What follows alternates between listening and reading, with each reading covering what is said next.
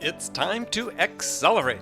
Hi, I'm your host, Andy Paul. Join me as I host conversations with the leading experts in sales, marketing, sales automation, sales process, leadership, management, training, coaching, any resource that I believe to help you accelerate the growth of your sales, your business, and most importantly, you.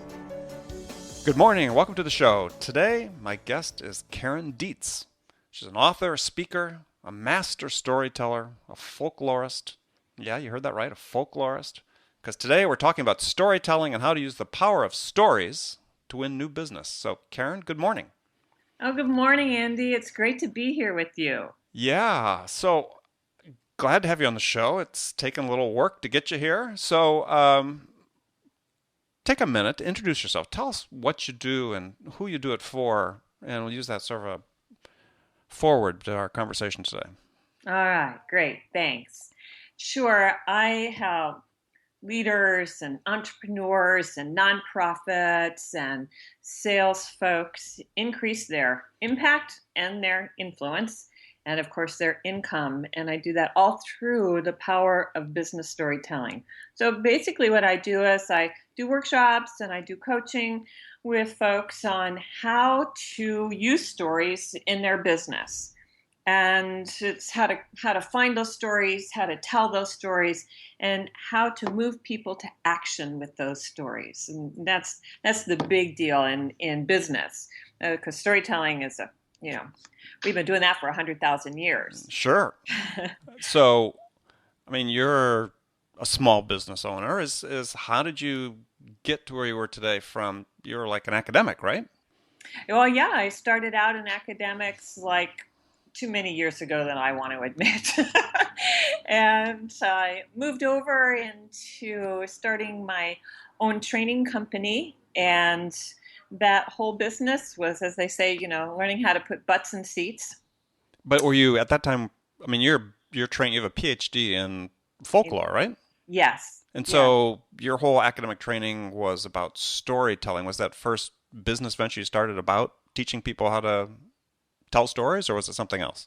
No, interestingly enough, it was something else. When I was teaching academically and teaching folklore, and basically folklore is a way of understanding how people transfer their knowledge and their wisdom, and how groups do that, how individuals do that, how cultures do that. And so storytelling was definitely part of my training. And I also was trained not only academically in like how to collect and how to categorize stories, things that are kind of boring, but then also I was my first storytelling teacher was Chippewa Cree Native American from up in Saskatchewan, Canada, and he held all the sacred stories for his tribe. So I got a real good understanding of the power of storytelling as a oral experience, firsthand experience. And so when I started my business, I was actually doing more work in the power of personal transformation and learning about the stories we tell ourselves and how they can be great and how they can be limiting. Right. Yeah. So how'd that transition then to helping business leaders, helping entrepreneurs, CEOs, salespeople learn about the power of story and using them in their business? I moved from that. I sold that business. I was very successful in that business and sold it. Moved out to California from Philadelphia, where I'd been living, and got a company. Got a position in a training company. So I learned more business training and the business world, and then moved over to consulting and learned the consulting business. And so that's where I've been ever since. And as you well know, both training and consulting rely on sales in order to be successful, as any business does. And so I had to learn how to use stories in sales early on because I made lots of mistakes. Uh, As we all do. That's why we're doing this show, is to help people learn from our mistakes. So What is the basic importance of stories or storytelling, let's say, in business in general and sales in particular, is in terms of just the power of what they can do? All right. Uh, there are a few things to go over. The first one is pretty basic in that we're very used as adults, particularly in business, to talking in business speak or using very professional language that is very conceptual, sometimes analytical. And in sales, that translates a lot into here, let me tell you all about our product and how great it is, going through the features and benefits and what have you. And all of that is really great information. However, those are all in, you know, uh, basically, they're all facts. Right. But stories are 12 times more memorable than facts. So if you want somebody to remember what you're telling them and be impressed by it, then you need to use stories because stories are more impactful. And in fact, there was a Stanford University study where they ran a bunch of people through receiving information and then also then shared stories with them. And they discovered that only 5% of the people remembered the facts, but 63% of the people remembered stories. Right. Now, how this translates to sales in particular is when a business depends on referrals. Because if you do not provide someone a story to tell about you to someone else outside of your presence, then your ability to generate referrals is going to be significantly hampered. Okay. Stories travel. So if you share a story with somebody, particularly a great story about how a customer had a great success with your product or your service, then that person can retell the story. And that's called word of mouth marketing, right? Yeah. Yeah. But it's in a very specific form, as you said, that's much more memorable. Yes, absolutely. So when we look at some hardcore numbers, these numbers I'm going to share with you sound very fantastical, but it's all documented. And so even though these numbers may sound a little outrageous, just kind of scale back and think, well, I may not get those big numbers, but even if I get more than what I'm getting now, we see an improvement. So there are two things that I want to share with you. One is a research project that was done called the Significant Objects Project. And have you heard of this one? No, I have not. Okay, so a few researchers, they wanted to know what would happen if they went around and picked up some garage sale items, some tchotchkes. Mm-hmm. And they weren't allowed to spend more than $1, maybe $1.50 on any one item.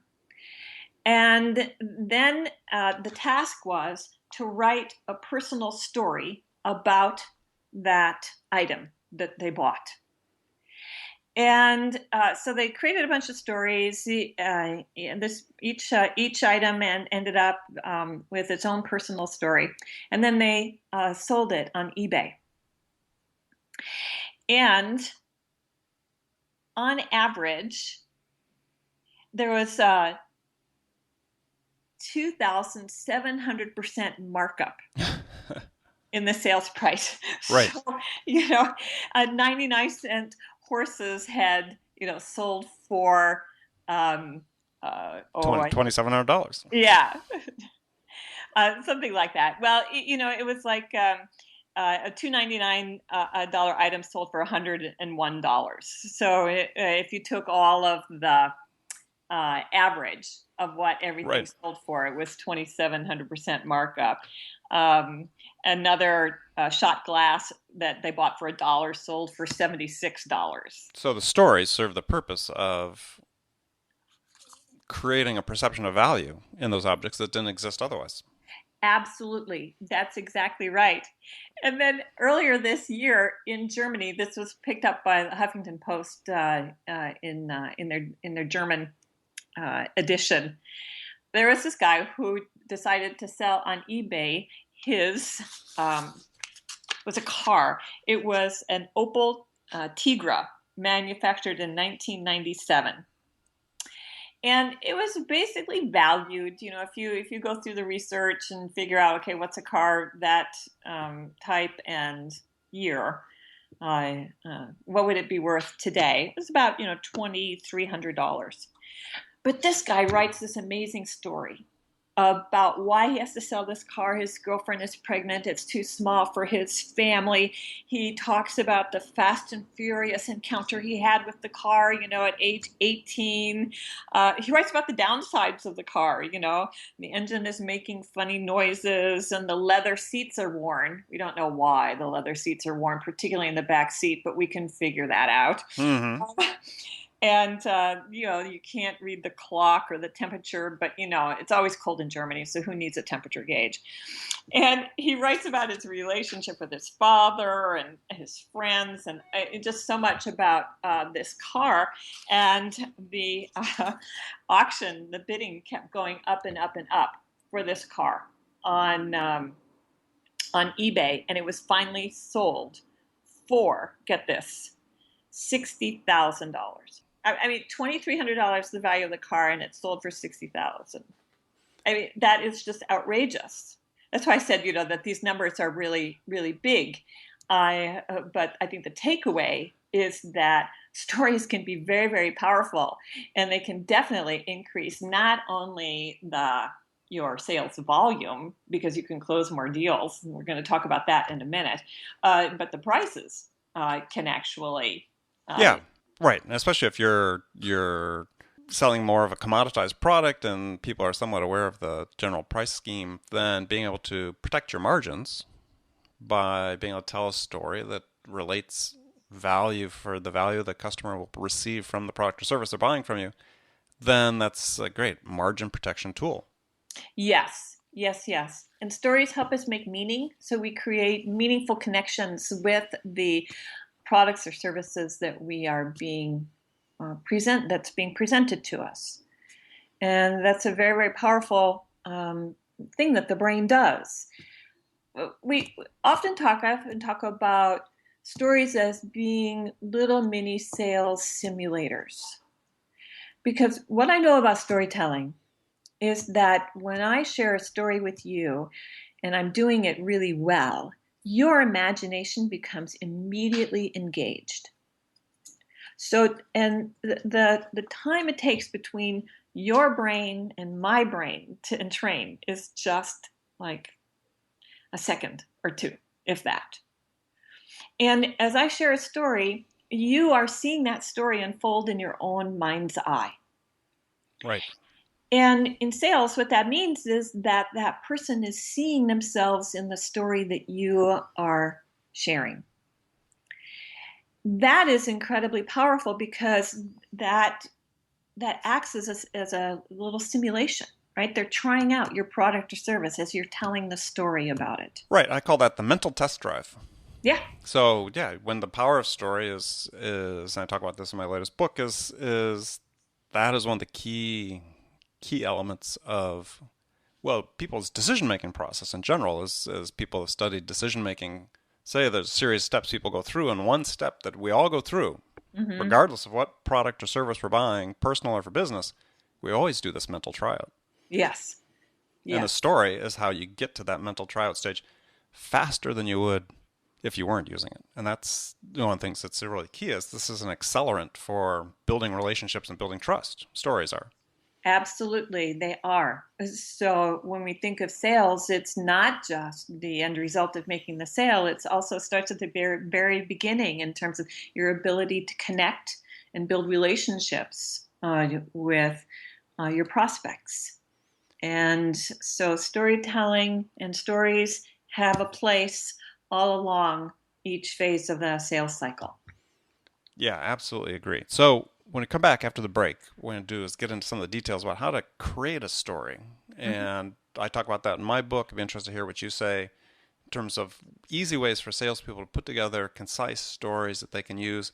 in the variety of circumstances you talked about. Use them in place of feature benefit presentations, use them in place of, well, certainly start with that. Use them in complex sales situations where stories have to be repeated, because in almost any sale now, there's a study that's published by the Harvard Business Review, or an article written about a study that was in the Harvard Business Review that talked about, on the average, there are 5.4 decision makers in every sale these days in the business-to-business environment.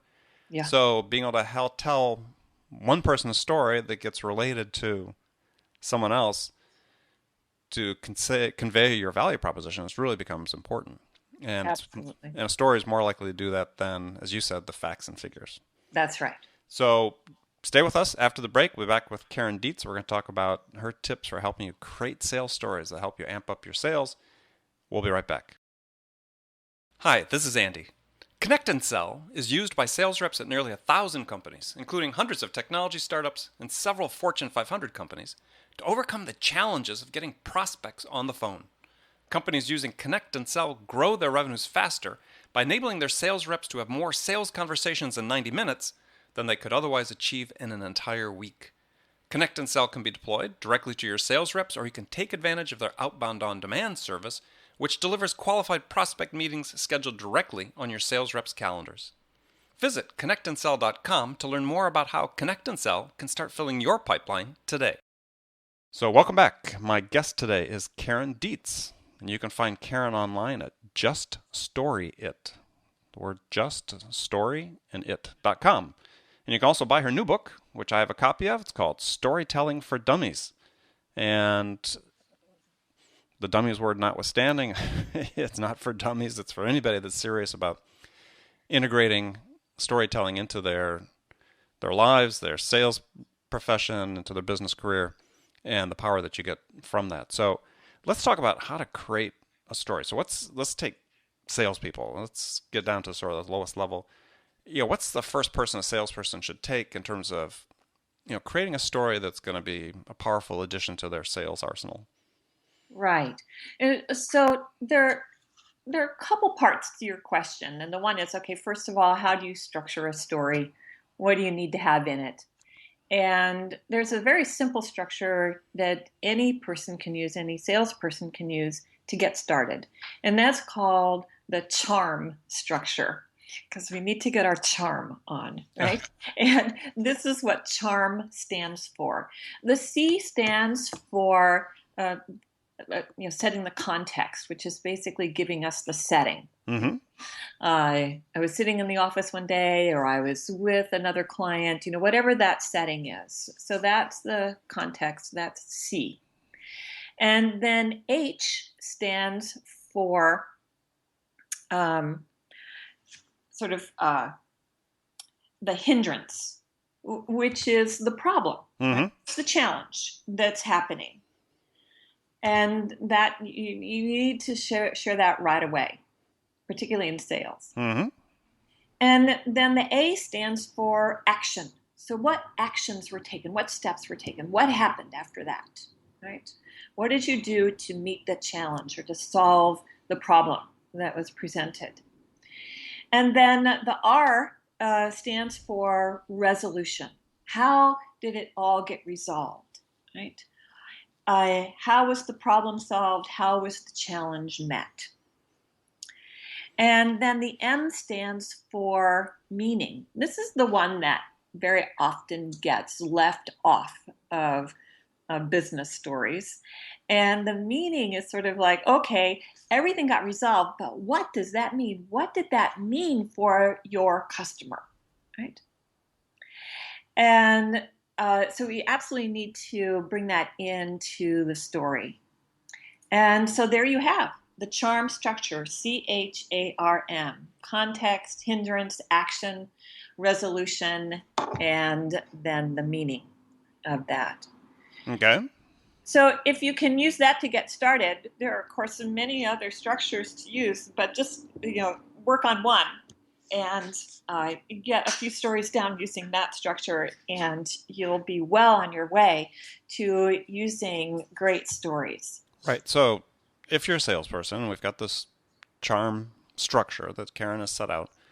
So think about what you're doing is you're going to be telling a story about what I believe is the best way to go is tell a story about one of your existing customers, right? Because you're Absolutely. going to be Right. relating their experience to your prospect that you're talking about. So to build a story, think about a customer that you have. And it could be maybe as a sales team, you need to collectively do this because Mm-hmm. you can all have the same story. Right. So, it doesn't have to be the onus doesn't have to be just on one person, but pick a good customer situation. As Karen says, start with the context. The hindrance was, what was the problem they were trying to solve? Mm-hmm. But that could also be what was the objective they were trying to achieve. Right. That absolutely.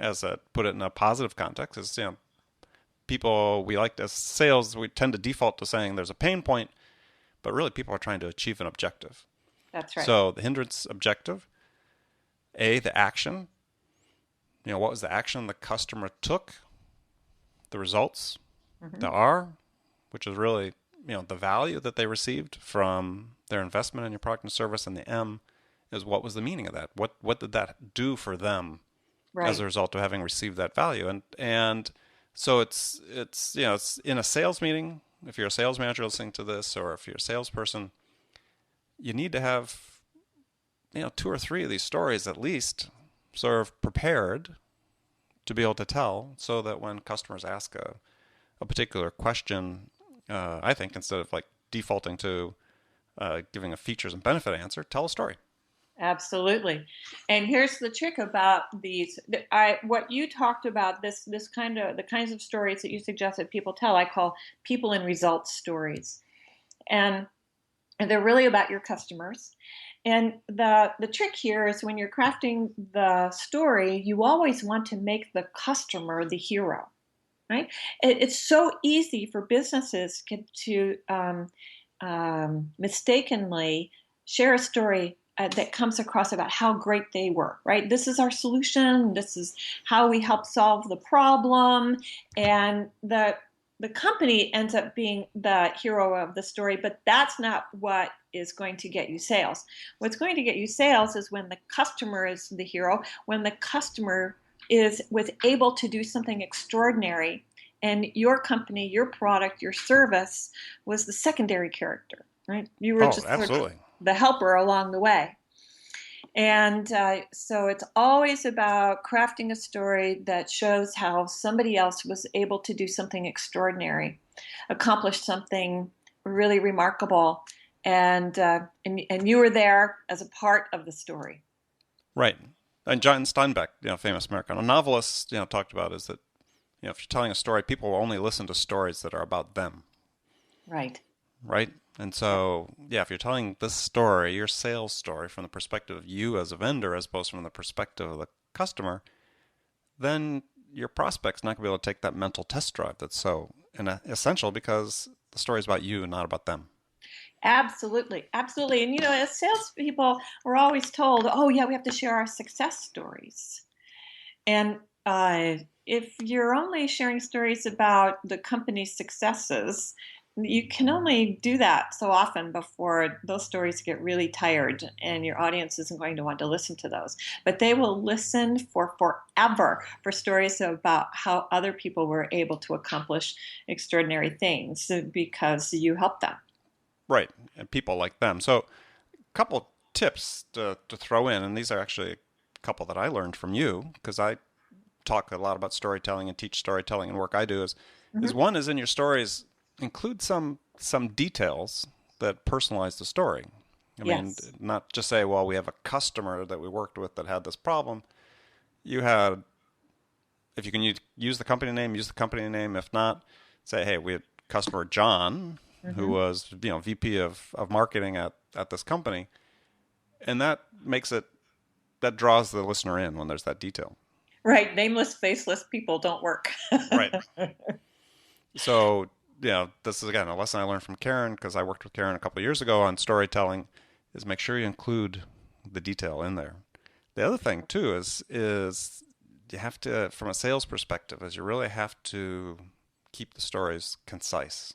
Mm-hmm. I think in this charm structure, and what I talk about is you have 150 words maximum. to Mm-hmm. tell that story, because that's about what you can say in 1 minute, 150 words. And beyond that, the customer's interest is going to start wandering.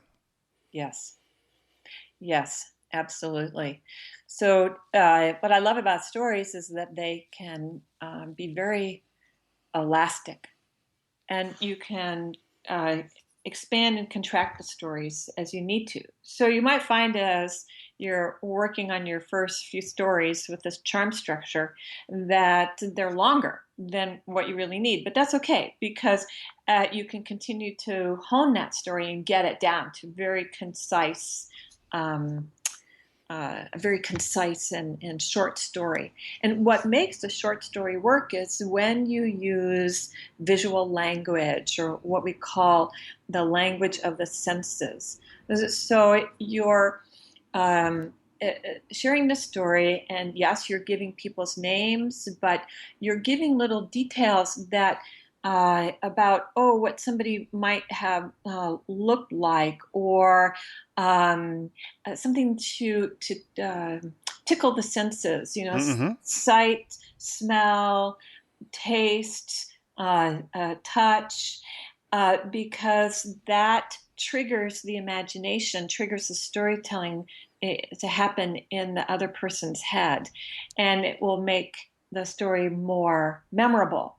So using metaphors, using visual language, using similes, using contrast, between hot and cold, those black and white distinctions, all really are great techniques to make your story really pop. Right. And an easy one for salespeople to remember is think, at least I believe it's easy, is think about the season, Mm-hmm. right? When you're talking to the customer and you first had that first interaction with the customer who's the subject of your story, was it autumn? So were there leaves on the trees, or the leaves would turn color and they were falling? Was it winter? There was snow on the ground, it was cold. It's a simple reference point. And actually sort of comes from haiku, because they always have a seasonal reference in haiku. So it's it's easy to remember. Is think Right. about one detail. To Karen's point about something with the senses, is think about what time of year was it. That's a really good point. I really like that, Andy. And another little example would be, we would often maybe start out a story that said, "Oh yeah, I got a call the other day," right? Mm-hmm. And well, how about you switch it around to something like, "I was sitting at my desk, hard at work on a proposal, when all of a sudden the phone rings and there's a voice on the other end I hadn't heard in 20 years." Yeah, I like that.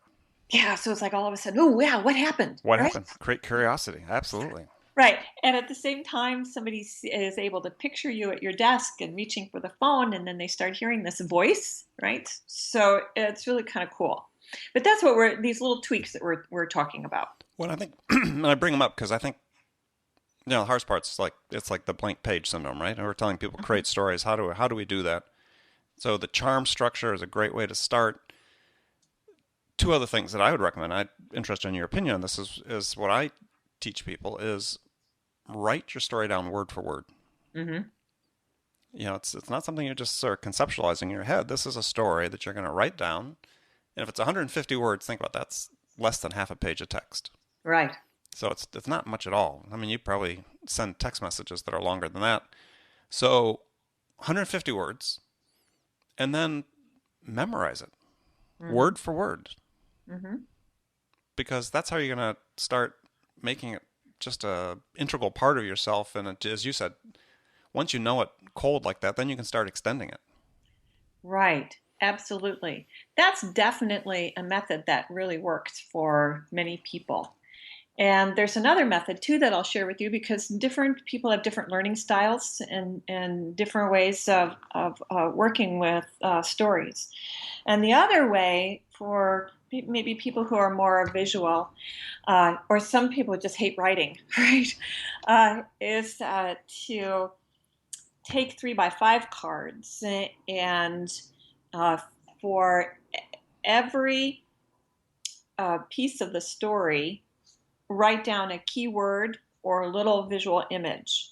All right, this is not about art. This is like creating stick figures, and you create a deck, an image deck of how the story flows. And Those keywords and little images act as mnemonics Mm-hmm. for how to create a story.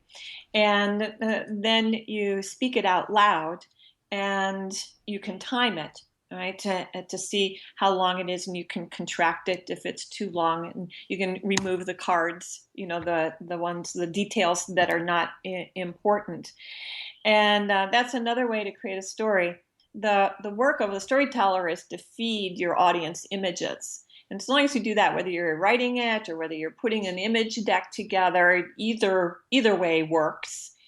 And so the point is to find the methodology that works best for you, and that was going to make you the most comfortable. So there's just another option there. Absolutely. But the key point is create stories.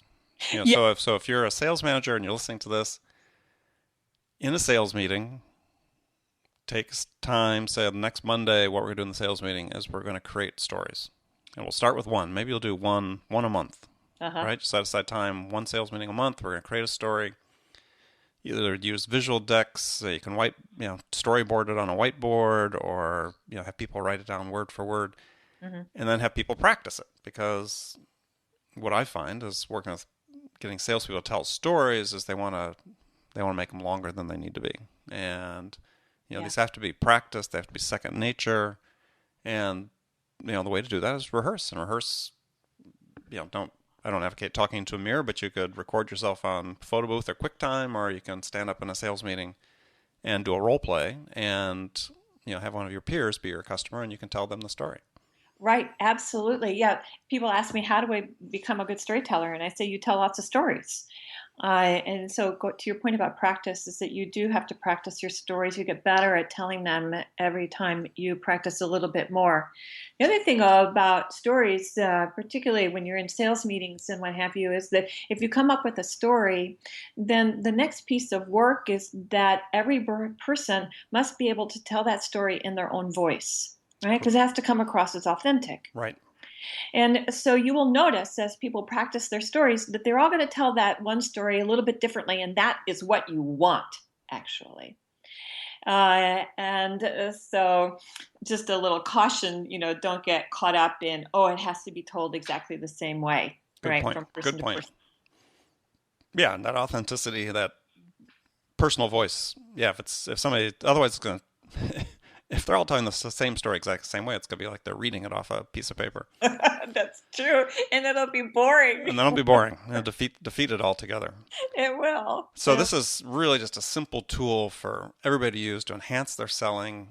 As Karen talked about, it's a great way to start building relationships, because this is an authentic way to communicate with people, building trust, building credibility around what you do as a company and the solutions you provide for your customers. Stories are a form of social proof, right? Because you're telling a story about somebody else, another company just like them that had success working with you. That's validation, third-party validation. That's very important. Yes. And there's one other tip that I have for people is that whenever you tell a story, we think, it's all about telling, but actually the real leverage point is in sharing stories. And what I've noticed over the years is that whenever someone tells a story, it sparks a story in the listener.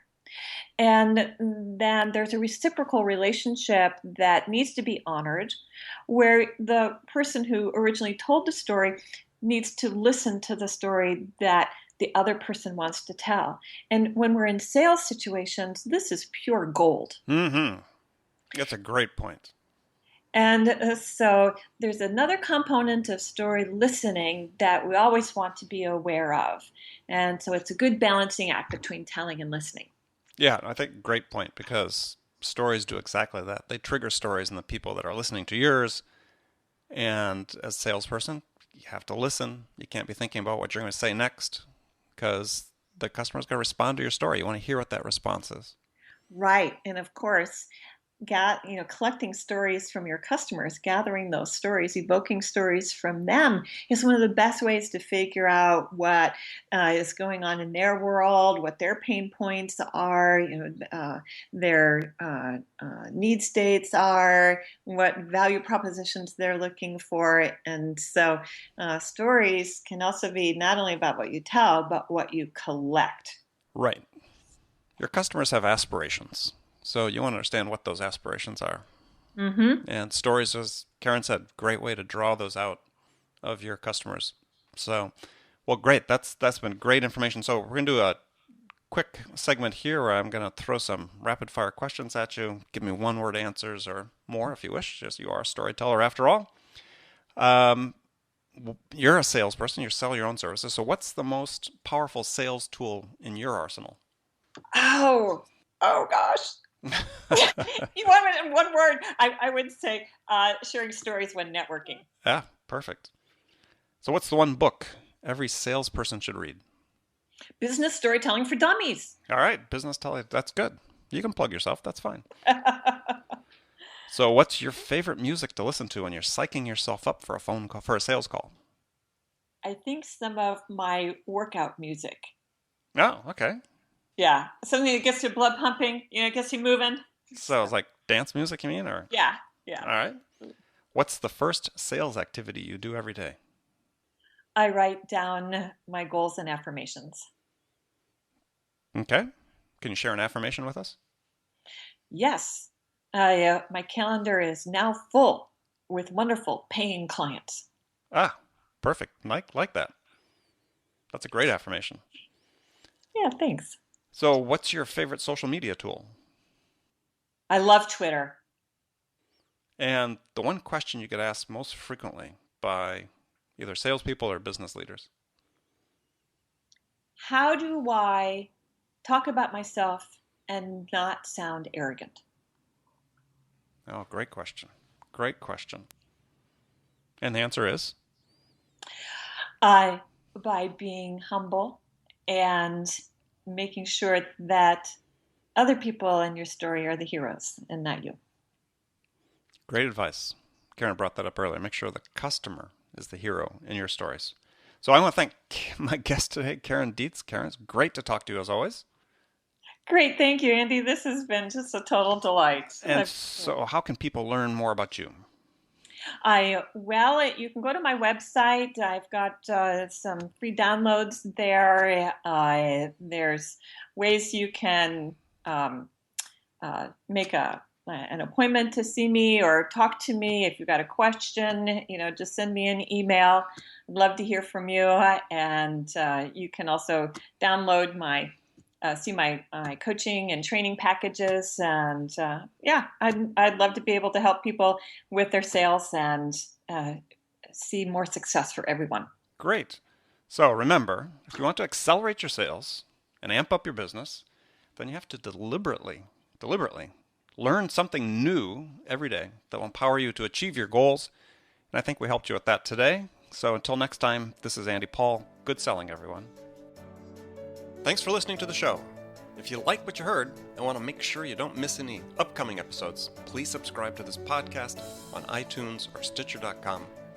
For more information about today's guest, visit my website at andypaul.com.